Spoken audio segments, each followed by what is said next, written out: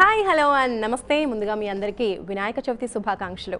మరి ఈ పండగ స్పెషల్ మనతో పాటు ఉన్నారు Subrahmanyam for sale hero Sai Dharam Tej, director Harish Shankar garu, అలాగే మ్యూజిక్ డైరెక్టర్ మికీ మేయర్, అలాగే కెమెరామ్యాన్ రామ్ ప్రసాద్ గారు. హలో అండి. First of all welcome to our studio మీ అందరికీ అండ్ హ్యాపీ వినాయక చవితి. వినాయక చవితి ఎలా సెలబ్రేట్ చేసుకుంటారు ఎవ్రీ ఇయర్? మార్నింగ్ ఇంట్లో పూజ ఉంటుందండి. ఒక బై 7:30, 8 కల్లా పూజ అయిపోతుంది. దాని తర్వాత ఒక 3 hours 4 hours వెయిట్ చేయాలి ప్రసాదాల కోసం. సో అలాగా జరుగుతూ ఉంటుంది ఇంట్లో. బట్ దాని తర్వాత నిమజ్జనం టైం మట్టుకు నాకు హైదరాబాద్కి వచ్చిన మొత్తం నా కల్చర్ చేంజ్ అనమాట. చెన్నైకి ఇక్కడికి డిఫరెన్స్ ఉంది. సో నిమజ్జనం టైంకి ఫ్రెండ్స్తో పాటు డాన్స్ చేసుకుంటూ వెళ్ళిపోయి నిమజ్జనం చేసుకుని వెనక్కి రావడం. పండుగ రోజు కన్నా నిమజ్జనం రోజు బాగా ఎంజాయ్ చేస్తారేమో అయితే. బాగా. ఓకే, సో ఈ వినాయక చవితి ఎలా ఉండబోతోంది మీకు? Because Subrahmanyam for sale ready for sale అనుకుంటా. చాలా స్పెషల్గా ఉంటుందండి, ఎందుకంటే my third film and lot of hope ఉంది నాకు. సో చూడాలి, చూసింది సినిమా తీస్తున్నాను. ఓకే, హరీష్ శంకర్ గారు, సో ఈ వినాయక చవితి ఎలా స్పెషల్గా ఉండబోతోంది మీకు? ఈ వినాయక చవితి అయిన తర్వాత సెన్సార్ అనుకుంటున్నాము. సో ఈ వినాయక చవితి డిటిఎస్ స్టూడియోలో కానీ లేకపోతే రాంప్రసాద్కి ప్రసాద్ ల్యాబ్లో కానీ జరగబోతుంది. మామూలుగా చిన్నప్పుడు పుస్తకాల పూజ ఎక్కువ చేసేవాళ్ళం. ఫాదర్ దేవుడి దగ్గర పుస్తకాలు అన్నీ పెట్టించేవాళ్ళు. సో ఇంకా ఒక్కరోజు చదువుకోకూడదని చెప్పి మొత్తం బ్యాగ్ అక్కడ పెట్టేసేవాళ్ళం. ఇది బాగుంది. అండ్ పులిహోర చేసేవాళ్ళు బాగా. సో పులిహోర నుంచి వెయిటింగ్. రామ్ ప్రసాద్ గారు, యాక్చువల్గా నేను చెన్నై బేస్డ్ వినాయక చవితి అండి. అంటే మాకు అక్కడ మట్టి వినాయకులు తీసుకురావడం అవి. ఇంకా మేము చెన్నైలో పుట్టి పెరగడం వల్ల మాకు ఆ తెలుగు కల్చర్, తమిళ కల్చర్ అది మిక్స్ అయిపోయి ఉంటుంది. బట్ మా ఇంట్లో బాగా తెలుగు కల్చరే ఉంటుంది. మేము బిగినింగ్ నుంచి తోరణాలు కట్టడం, ఫ్రూట్స్ అన్ని హ్యాంగ్ చేయడం, ఇది చాలా స్పెషల్గా చేస్తాం. చాలా ఇష్టమైన, అంటే పండుగలోనే ఫస్ట్ కదా, చాలా బాగుంటుంది. బట్ ఇయర్ కూడా సేమ్. యాక్చువల్లీ ఈ సంవత్సరం ఇక్కడ హైదరాబాద్లో బ్రహ్మాండంగా చేస్తాం. సాయి ధరమ్ తేజ్ని అనుకుని స్టోరీ రాసారా, లేదంటే స్టోరీకి కరెక్ట్గా యాప్ట్గా సూట్ అవుతారు ఈ హీరో అనుకుని సాయిని సెలెక్ట్ చేసుకున్నారా? స్క్రిప్ట్ ఎప్పుడో చేశానండి ఇది. యాక్చువల్గా సుబ్రహ్మణ్యం అనే క్యారెక్టర్ ఎప్పుడో అనుకున్నాను. సో స్క్రిప్ట్ చేస్తున్న టైంలో ఆల్మోస్ట్ ఒక స్టేజ్ వరకు స్క్రిప్ట్ అయిపోయిన తర్వాత తేజ్ని కళ్యాణ్ ఇంట్లో చూశాను. సో అప్పుడు చూడగానే అనిపించింది సుబ్రహ్మణ్యం దొరికాడని. అండ్ వర్క్ స్టార్ట్ చేసాం ఫుల్గా. ఎలా అనిపించింది మీకు ముఠా మేస్త్రి గెటప్ వేసినప్పుడు? పంచే, పట్టు పంచే. నాకు చాలా ఎంజాయ్ చేశాను, చాలా ఎక్సైట్ అయినా యాక్చువల్లీ ఆ గెటప్ వేసుకున్నప్పుడు. నాకు ఫస్ట్ నేను రియలైజ్ అవ్వరా, తర్వాత హరీష్ చూసి ఇది ఎక్కడైనా చూసావా అని చెప్పంటే అని చెప్పేసి దాని తర్వాత రిలీజ్ అయ్యి అన్న ఇదా అని చెప్పేసి. సో కొత్తగా ఉన్నది అండ్ రియలీ ఎక్సైటెడ్ అండి అప్పుడు. ఓకే, సో స్టోరీలో మీకు బాగా నచ్చింది ఏంటి? స్క్రిప్ట్ వైజ్ ఎప్పుడెప్పుడు చేద్దాం అని చెప్పిన వన్ ఆఫ్ ద స్క్రిప్ట్స్ అండి. ఉంటే చూడండి, తొందరగా షూటింగ్ స్టార్ట్ అయితే బాగుండని. సో అట్లాంటి స్క్రిప్ట్ చెప్పాడు అన్న. సో వెంటనే ఇంకెక్కడ నేను ఆలోచించలేదు. ఓకే, అండ్ గబ్బర్ సింగ్ లాంటి సినిమా తర్వాత హరీష్ శంకర్ గారు మీతో సినిమా తీయబోతున్నారంటే మీ ఫీలింగ్ ఏంటి అప్పుడు? ఒక తమ్ముడిని ఒక లాంచ్ చేసినప్పుడు ఎన్ని జాగ్రత్తలు తీసుకుంటాడో అన్ని జాగ్రత్తలు తీసుకున్నాడు. బికాజ్ నా పర్ఫార్మెన్స్ వైజ్ కానీ, నా లుక్ వైజ్ కానీ, నా కాస్ట్యూమ్స్ కానీ, అన్ని విషయాల్లో ప్రతి దాంట్లో నాతో ఇన్వాల్వ్ అయిపోయి ఇలా చేయి అని చెప్పేసి నాకు చెప్పాడు. సో ఒక అన్నయ్య తన తమ్ముడిలో లాంచ్ చేసిన ఎంత జాగ్రత్తలు తీసుకుంటో అన్ని జాగ్రత్తలు తీసుకున్నాడు. సాయి ధరమ్ తేజ్ డాన్స్ చేస్తూ ఉంటే డిట్టు మనకి చిరంజీవి గారు కనిపిస్తూ ఉంటారు. సో ఆ దృష్టిలో పెట్టుకొని మీరు చేశారా? ఐదు దృష్టిలో పెట్టడం కానీ ఐదు చూసే పడిపోయి అంతేనా? అంటే ఈ ఆన్సర్ కోసం వెయిట్ చేస్తున్నాం. ఏంటి ఇలా ఉన్నాడు అనుకొని ఫస్ట్ అసలు తేజ్ని అప్రోచ్ అవ్వడానికి, అంటే నాకు తను చాలా వెరీ స్మార్ట్ అండి. బేసిక్గా పిల్లలు జరుగుతున్నప్పుడు రాజుగారి దాంట్లో నేను రామయ్య వస్తా చేస్తున్నాను. అప్పుడు తను ఒక స్పెషల్ ఫోటోషూట్ చేసాడు. తనే చేసుకున్నాడు. వాళ్ళ ఫ్రెండ్స్ వాళ్ళు ఎవరో చేసుకున్నారు. చేసి అన్న ఊరికే లేటెస్ట్ ఫొటోస్ దిగాను, ఒకసారి చూడని చెప్పి ఫొటోస్ చూపించాడు. ఆ ఫొటోస్లో ఎక్కడ చూసినా నాకు గ్యాంగ్లో డైలాగ్ గుర్తురావడం, లేకపోతే పవన్ కళ్యాణ్ గారి విజువల్స్ గుర్తురావడం. ఏంటి కావాలని ఇలా చూపించాడా లేకపోతే ఏంటి అని అర్థం కాదు నాకు బేసిక్గా. But seriously he never afford to copy. I mean అంటే ఎప్పుడు కాపీ కొట్టాలి వాళ్ళిద్దరు నేను ఎప్పుడు అనుకోలేదు. బేసిక్గా is like that. And Harish Shankar గారు ఆడియో లాంచ్ అప్పుడు చిరంజీవి గారు 150వ సినిమా కథ రెడీ అయిందా అని అడిగారు. సో దాని గురించి చెప్పండి. ఎంతవరకు రెడీ అవుతుంది. అది 150, 151, 152 నాకు తెలియదు. చిరంజీవి గారితో సినిమా చేయడం అనేది ఇట్స్ ఆడియో ఫంక్షన్లో నాకు ఒక 5 నిమిషాలు అసలు సుబ్రహ్మణ్య శైలి గురించి మొత్తం మర్చిపోయాను. ఇప్పుడు ఏం చెప్పాలి, ఎలా చూపించాలి, ఏం బాగుంటుంది, అది అసలు ఒక 5 minutes బ్లాంక్ అయిపోయాను.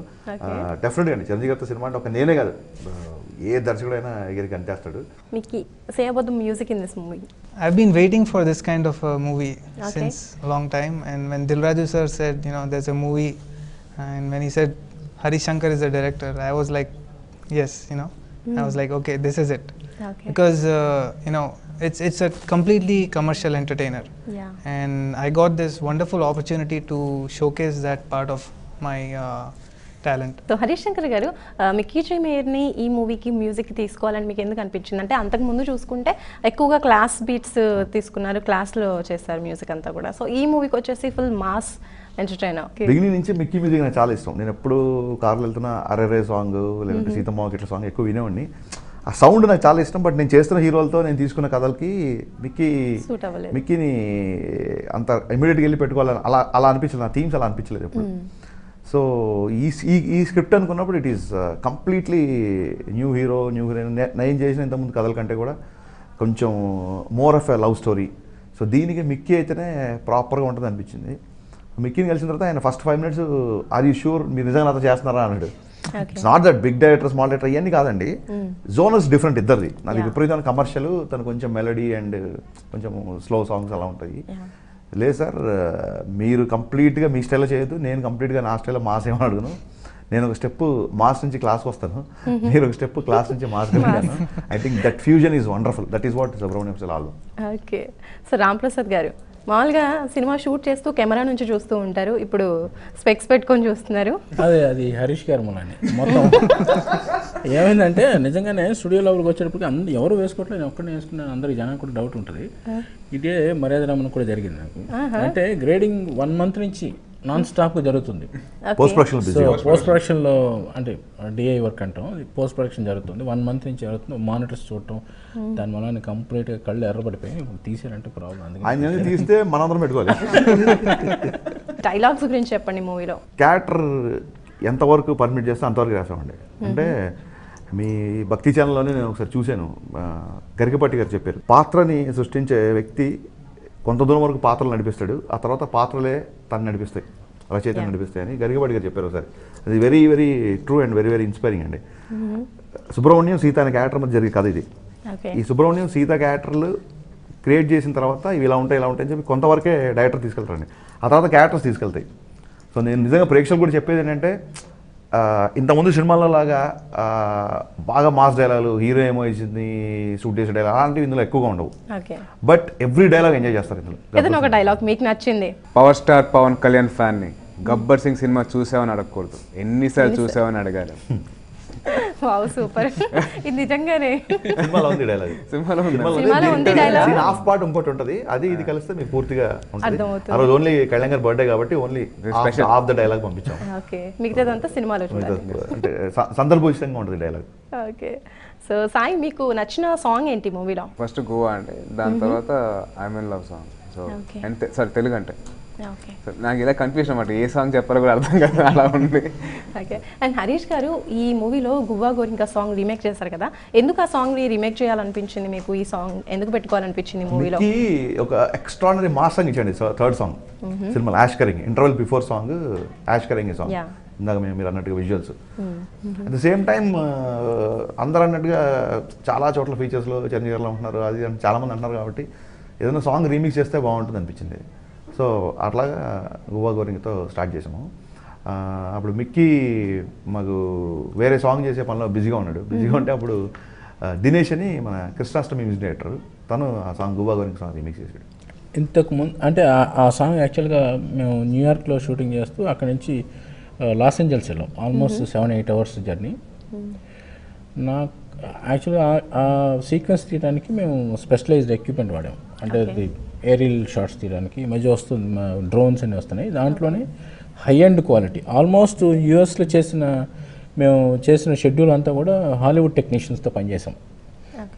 మేము జనరల్గా ఏంటంటే ఇక్కడి నుంచి తీసుకెళ్తారు కదా, మేము అలా కాకుండా అక్కడి నుంచే వాళ్ళని హాలీవుడ్ టెక్నీషియన్ హైర్ చేసాం. దాంట్లో ఫ్లై క్యామ్ అని చెప్పి ఒక ఏరియల్ వ్యూ షాట్స్ నాకు తెలిసి ఇంతవరకు ఫస్ట్ టైం అండి అంత హైట్లోంచి షూట్ చేయడం. One of the best visuals అని అవుతాయని చాలామంది నాకు అప్రిషియేషన్ చెప్పారు ట్రైలర్ని చూసి. పీపుల్ ఆర్ లిటరల్గా వెయిటింగ్ ఆ సాంగ్ చూడటానికి. ఇంకోటి ఏంటంటే ఈ ఒరిజినల్ వర్షన్ సాంగ్ నేను కొంత బిట్టు వర్క్ చేశాను అసిస్టెంట్ కెమెరామెన్గా. అది ఒక పెద్ద ఇది. అదే సాంగ్ నేను తీయటం సేమ్ ఫ్యామిలీ నుంచి. I'm so happy. So heroine గురించి చెప్పండి. సెకండ్ టైం లెజనాతో వర్క్ చేస్తున్నారు మీరు. అండ్ నాకు కూడా కంఫర్టబుల్గా ఉంటుంది because I know her already 3 years నుంచి పరిచయం నాకు. So this lot of comfort level with working with her. నాకు తెలిసి she has done a fantastic job in సినిమాలో. ఓకే. ఒక్కసారి యూఎస్లో ఒక సీక్వెన్స్ తీస్తుంటే షీ హాస్ టు క్రై. తను మోసపోయిందని ఏదో ఒక సీక్వెన్స్ తను ఏడుస్తూ చెప్పాలి. ఆల్మోస్ట్ నైట్ 10 దాటింది అనుకుంటా. 10 దాటిపోయింది. ఆ అమ్మాయి ఏడుస్తూ చెప్పాలి. 25 షాట్లు అయింది, 25 టేక్స్ లిటల్గా. ఆ అమ్మాయి ఏడుస్తూ చెప్పాలి అంటే హరీష్ గారు విపరీతంగా చలి, మేము లైట్లు వేసి అమ్మాయి హీట్ చేసి విపరీతంగా చేస్తున్నాం, చలి తట్టుకోలేకపోతున్నాం. పక్కన బ్రహ్మానందం గారు వెయిటింగ్. బ్రహ్మానందం గారు 6 తర్వాత ఉంటారు ఇక్కడ ఇండియాలోనే. అమెరికాలో మాకు అంత బాగా కోఆపరేట్ చేసి 11 వరకు ఉన్నారు డార్లింగ్ మనతోటి. ఆల్మోస్ట్ 11 వరకు మాతో ఉన్నారు. ఫంటాస్టిక్ అంటే ఇన్వాల్వ్ అయిపోయి అలా ఉండిపోయారు. ఆ అమ్మాయి నాకు ఒక సిచ్యువేషన్లో భయం వేసింది, తను ఏడుస్తూ చెప్పాలండి. అదొక సీన్ ఫెంటాస్టిక్గా చేసిన అమ్మాయి. ఇంకా దాంట్లో బ్రహ్మాండంగా రాబట్టుకున్నాడు ఆయన. అండ్ రామయ్య వస్తాయా మూవీ తర్వాత నెక్స్ట్ ఈ మూవీ దిల్ రాజు గారి నిర్మాణంలో చేస్తున్నారు. సో సార్ని అప్రోచ్ అవ్వాలి అనిపించినప్పుడు, అప్రోచ్ అయినప్పుడు మీ ఫీలింగ్ ఏంటి? అప్రోచ్ అవ్వడాలు ఏం లేవండి. రామయ్య వస్తాయా 11 o'clock రిలీజ్ అయితే 1:32 కల్లా మేము ఇద్దరం డిసైడ్ అయిపోయాం. ఇద్దరం సక్సెస్ అయితే హక్ చేసుకునే వాళ్ళం, సెకండ్ ఇచ్చుకొని పోయిందంటే పోయింది అనుకున్నాం. సో ఆ క్లారిటీ మెయింటైన్ చేసాం బేసిక్గా. అంటే మేము అనుకుంది ఎక్కడ తప్పు జరిగింది. దిల్ రాజు గారు గారిని ఎన్టీఆర్ గారిని అనడం లేదు, వాళ్ళు కంప్లీట్గా నన్ను నమ్మారు. నేను ఎక్కడ సెకండ్ హాఫ్లో ఎన్టీఆర్ ఇమేజ్ని సరిగ్గా హ్యాండిల్ చేయలేకపోయిన ఫీల్ అయింది. సో రామయ్య వస్తాయ ఫ్లాప్ అనేది ఇట్ ఈస్ కంప్లీట్ రెస్పాన్సిబిలిటీ నాది. ఆ విషయం నాకు క్లారిటీగా ఉంది, ఆ విషయం నేను చెప్పేసాను క్లియర్.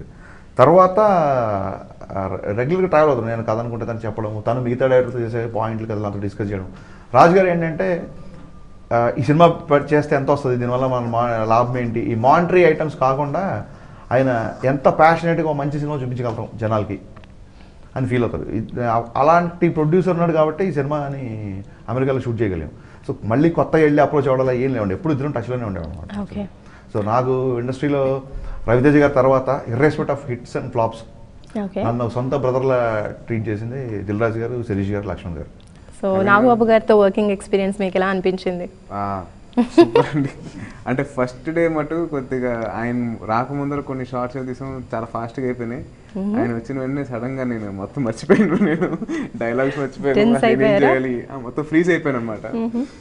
సో 15 takes తీసుకున్న తర్వాత మావయ్య ఒక నిమిషం అని చెప్పి పక్క వెళ్ళి కొద్దిగా కూర్చొని, దాని తర్వాత మావయ్య హరీష్ అన్న వచ్చి ఏమైందంటే ఏం లేదు నాకు మావయ్య చేసినట్టు మర్చిపోయాను అని. సో ఒక వికెట్ డౌన్, ఇంకొక 2 ఉన్నారు, వాళ్ళతో చేయాలి. ఓకే. అండ్ ఒక క్వశ్చన్ అడగాలి మిమ్మల్ని. మీరు దిల్ రాజు గారిని ఏం మాయ చేశారండి? లైన్గా దిల్ రాజు గారి ప్రొడక్షన్లో చేస్తున్నారు సినిమాలు. ఆయన ఫస్ట్ టైం నేను ఇండస్ట్రీకి రాకముందర ఆయన సినిమాలు చూసి ఎప్పుడైనా కానీ ఇట్లాంటి బ్యానర్లో సినిమా తీయాలి అంటే ఒక ఆర్టిస్ట్గా, అంటే ఆయన చేసిన సినిమాలు అప్పుడు ఏంటి మన నాకు తెలిసిన తేజీ ప్రకారం అయితే ఈ బ్యానర్లో ఎప్పుడన్నా నేను పనిచేస్తాను అలా ఉండదు. ఈ బ్యానర్ బ్యానర్స్ లో డెఫినెట్ గా ఏదో అన్న నమ్మకంతోనే ఆ వచ్చాడు. అలా వచ్చాడు కాబట్టి తేజ్ బాడీ లాంగ్వేజ్ తగ్గట్టుగా నేను ఆ ట్రైలర్ లో ఆ చిటికల్స్ షార్ట్ తీయగలిగాను.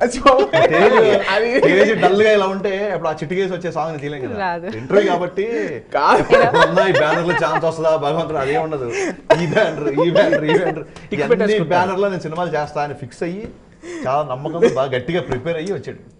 లేదు అలాగే ఎప్పుడైనా సినిమా చేయాలనుకున్నా కానీ ఈ బ్యానర్ అది ఇన్నర్ ఫీలింగ్ అన్నమాట.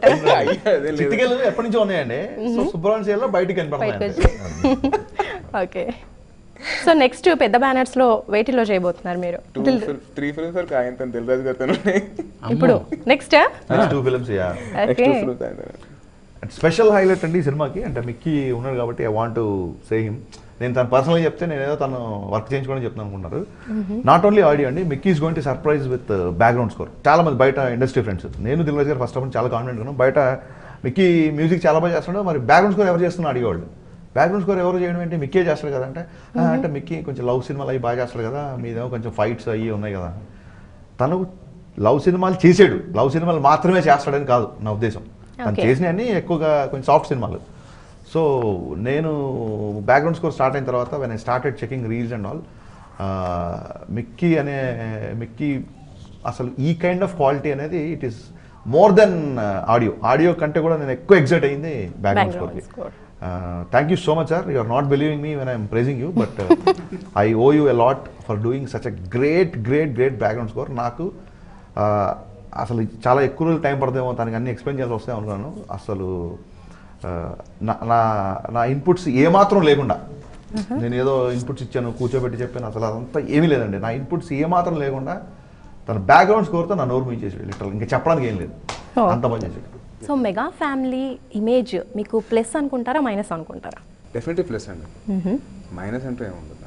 ఓకే, అంటే హై ఎక్స్పెక్టేషన్స్ ఉంటాయి, అలా మైనస్ అనుకోరా? దాన్ని బట్టి నేను కష్టపడాలి కదండి, కష్టపడకుండా అయితే ఎవరికి ఫలితాలు రావు కాబట్టి నేను డెఫినెట్గా కష్టపడాలి, నేను నా హార్డ్ వర్క్ చేయాలి, వాళ్ళని దృష్టిలో పెట్టుకోవాలి. ప్రెషర్ ఎక్కువ ఉంటుంది, ప్రెషర్ ఉంటుందండి, ప్రెషర్ అంతే ఉంటుందండి, but I have to deliver because I'm very proud to say that I'm coming from Chiranjeevi గారి family, so I have to keep up that name. ఆ పేరు ఎలాగైనా దించకుండా దాన్ని స్టాండర్డ్స్ మెయింటైన్ చేసి కుదిరితే ఒక స్టెప్ పైకి తీసుకెళ్ళి తప్పించి కింద లాక్కూడదని చెప్పి నేను కష్టపడతాను. ఓకే, అండ్ మెగా ఫ్యామిలీలోనే యంగ్ హీరోస్ ఎక్కువ మంది ఉన్నారు, అండ్ మెయిన్లీ మీ టైం లోనే వరుణ్ తేజ్ కూడా వచ్చారు. సో ఇద్దరు అట్ ద సేమ్ టైం అని చెప్పుకోవచ్చు. సో ఎలాంటి కాంపిటీషన్ ఉంటుంది మీ ఇద్దరి మధ్యలో? కాంపిటీషన్ ఎప్పుడు లేదని, అంటే నేను చాలా ఇంట్రెస్ట్ ఒక ఎగ్జాంపుల్ చెప్పాను, మళ్ళీ చెప్తాను. ఒకే చెట్టుకి ఎన్నో పూలు పూస్తాయండి, సో దాంత మాత్రాన ఆ పూకి ఇంకో పూకి పెద్ద ఇది కాదు కదా, కాంపిటీషన్ కాదు, so it has got its own thing, అట్లాగే ఉంటుంది. వరుణ్ మా షూటింగ్ వచ్చాడండి, యాక్చువల్లీ షూటింగ్ వచ్చి తేజ్ డ్యాన్స్ చేస్తాడు, తెలుగంటే డ్యాన్స్ చేసినప్పుడు వరుణ్ వచ్చాడు. వచ్చి మాడుతుంటే మాస్టర్ కొరియోగ్రాఫర్ రెడీ అనగానే చూసి అన్న ఒక్క నిమిషం మా వాడు డ్యాన్స్ ఎలా కొడతాడు, ఒక్క నిమిషం షార్ట్ అయ్యి మాడుకుందాం అని he was conscious towards monitor అనమాట. సో అండ్ మనోడు అసలు కంచె ట్రైలర్ టక్కన నాకు వాట్సాప్ చేసి అన్న వరుణ్ది టీజర్ చూడు అదిరిపోయింది అని. అది వాళ్ళది ఒకళ్ళ సినిమాలు కూడా ఎగ్జైట్ అవ్వడానికి నాకు చాలా ముచ్చటేసి చూస్తుంటాయి. ఓకే, అండ్ సాయి, మీరు చిరంజీవి గారి సినిమా ఏదైనా రీమేక్ చేయాలి అనుకుంటే ఏ మూవీ చేస్తారు? సినిమాలో అయితే నేను ముందు చెప్పు, ప్రిపేర్ అవుతారా? ఓకే, సినిమాలో అయితే ఏం చేయలేండి, ఎందుకంటే వాళ్ళు అవన్నీ క్లాసిక్స్, అవన్నీ ముట్టుకుంటే మనం మసైపోతాం తప్పించి అవి అలాగే ఉంటాయి. ఒకవేళ చేయాలనుకుంటే దాటేస్తానండి జవాబు, మీరు చెప్పాలి, మీరు అడగాలి. ఒకవేళ చేయాల్సి వస్తే నిజంగా ఎలా చేస్తారు? ఒక థాట్ ఉంటుంది కదా. అండ్ మీ బాడీ లాంగ్వేజ్ కి రౌడీ అల్లుడు చెప్పండి. ఒకటి గ్యాంగ్ లీడర్ అండి, మీ ఫేవరెట్ మూవీ కదా గ్యాంగ్ లీడర్? బాగా గ్యాంగ్ లీడర్ ఒకటి, అండ్ నెక్స్ట్ వచ్చేసి చంటబ్బాయి. ఓకే, రెండు డిఫరెంట్ మూవీస్. అండ్ మీలో కామెడీ టైమింగ్ కూడా చాలా బాగుంటుంది. సో అది మీకు స్వతహాగానే వచ్చిందా, లేదంటే దానికి ఇంకేదన్నా మీరు హార్డ్ వర్క్ చేస్తూ ఉంటారా? హార్డ్ వర్క్ ఉంటుంది, అంటే సీన్ కి ముందు ఇలా రిహార్సల్స్ కానివ్వండి, ఇలా బాగా రావాలి అని. కామెడీ ఆర్టిస్ట్ తోటి చేస్తున్నప్పుడు బ్రహ్మానందం గారితో చేస్తున్నాం, సో ఆయనతో చేస్తున్నప్పుడు ఆయన ఒక చెప్తారు, వెంటనే నేను చెప్తాను ఇది బాగుంది అంటే, దాని హరీష్ అందరికి అన్న నేను ఇలా చేస్తానన్నా అంటే ఇది బాగుంది, ఇది చేయండి, నేను ఎక్స్టెన్షన్ ఇవ్వచ్చండి, ఇది అవసరం లేదు, ఇది ఇంతవరకు సరిపోతుంది చెప్పి. సో ఇది ఆల్వేస్ కాన్స్టెంట్ డిస్కషన్ అనమాట. అండ్ హరీష్ అన్న మొత్తం నన్ను గైడ్ చేశారు. కామిక్ టైమింగ్ యాక్చువల్లీ కొంత ఉండేదండి బిఫోర్ పిల్లాను నేను జీవితం టైంలో, కానీ రేకు కొంత ఉండేది. బట్ సుబ్రహ్మణ్యం ఫర్ సేల్కి it enhanced more because of the way I was guided. అంటే ఐ కాంట్ సే ఇప్పుడు ఏదో డబ్బా కూడా చెప్తున్నాను కదా, బట్ కొంత ఉంటుంది, దాన్ని ఇంకా ఎన్హాన్స్ చేయడం వల్ల నాకు ఇంకా బాగుంది. Okay, so finally Subrahmanyam for sale గురించి ఏం చెప్తారు హరీష్ శంకర్ గారు? డైరెక్ట్ కెమెరాకి అందరికి ఆడియన్స్ చెప్పాలనుకుంటున్నాను. ముందుగా ఎన్టీవీ ప్రేక్షకులందరికీ వినాయక చవితి శుభాకాంక్షలు. September 24th Subrahmanyam sale release, దయచేసి థియేటర్కి వెళ్ళి సినిమా చూడండి. Thank you very much. Okay, and me next projects ఏంటి? నెక్స్ట్ ప్రాజెక్ట్స్ ఒక 2 డిస్కషన్స్లో ఉన్నాయండి. అవి హీరోలకు చెప్పిన తర్వాత వాళ్ళు చెప్తే అందంగా ఉంటుంది, నేను ముందే చెప్పేస్తే బాగుంది. సో సాయి ధరమ్ తేజ్, మీరు చెప్పండి. డెఫినెట్లీ అందరు ఆడియన్సెస్ ఎవరైతే వస్తారో, ఫ్యామిలీ ఆడియన్సెస్ కానివ్వండి, మాస్ ఆడియన్సెస్ కానివ్వండి, క్లాస్ ఆడియన్సెస్ కానీ, డెఫినెట్గా అందరూ ఏదో ఒక టైంలో ఆ సినిమాలో మొత్తం ఇన్వాల్వ్ అయిపోతారు. అండ్ వాళ్ళకి కావాల్సిన అన్ని దొరుకుతాయి, నవరసాలు ఉంటాయి. ఓకే, సో నెక్స్ట్ ప్రాజెక్ట్స్ ఏంటి మీది? నెక్స్ట్ ప్రాజెక్ట్స్ ఒకటి తిక్క అని చెప్పి స్టార్ట్ అయింది, షూటింగ్ జరుగుతుందండి. నెక్స్ట్ మళ్ళీ దిల్ రాజు గారితో అనిల్ రావిపూడి డైరెక్టర్. రామప్రసాద్ గారు మీరు చెప్పండి ఎలా ఉండబోతోంది మూవీ? డెఫినెట్గా చాలా బాగుంటుంది. హరీష్ శంకర్ గారు మార్క్ అట్ ద సేమ్ స్పష్టంగా టైం కనిపిస్తుంది. హీరో పిల్ల నువ్వు లేని జీవితంలో బ్రహ్మాండంగా చేశాడు. దానికంటే 100 times బెటర్గా ఉంటాడు ఈ సినిమాలో. ఓకే, చాలా బాగా చేశాడు. సో మికీ జే మేయర్ గారు, what do you say about the music, about the movie finally? It's a fantastic movie, and it's like a complete entertainer, and it's such a fast-paced movie that people will just enjoy, and especially performance of Sai Dharam and Regina. Okay. It's just I think it's a pakka entertainment movie. I mean, there's a lot of comedy, Okay. there's a lot of fights and emotions. I'm very eager to watch it on the big screen. Okay, even we are very eager to watch the movie on the big screen, and thank you so much అండి. So ఈ movie success అవ్వాలని మేము కూడా మనస్ఫూర్తిగా కోరుకుంటున్నాం, and thank you so much for being here.